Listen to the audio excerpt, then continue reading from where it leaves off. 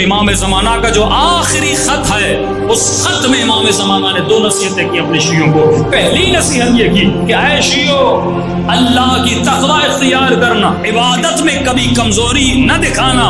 آج افسوس سے کہنا پڑتا ہے جو ہمارا دشمن ہے وہ زیادہ نمازیں پڑھتا ہے، حالانکہ نماز کس کی میراث ہے؟ علی والے کی میراث ہے نا۔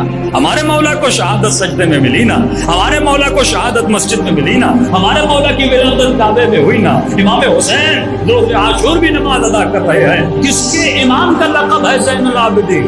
کس کے امام کا لقب ہے صادق و باقر العلوم؟ یہ ہمارے ائمہ کا لقب ہے۔ تو ہم ان چیزوں کا مظہر ہونا چاہیے، لیکن آئیڈیالوجی کو خراب کرنے کے لیے شیعوں کے مرکز کو اگر تباہ کرنا ہے تو ان کے اوپر چند اٹیک کرو۔ سب سے پہلے ان کے مرکز کو کمزور کرو، وہ پروپیگنڈا کرو کہ شیعہ قم اور نجف سے کٹ جائے، جو سوچ وہاں سے آتی ہے وہ ان کو نہ مل پائے۔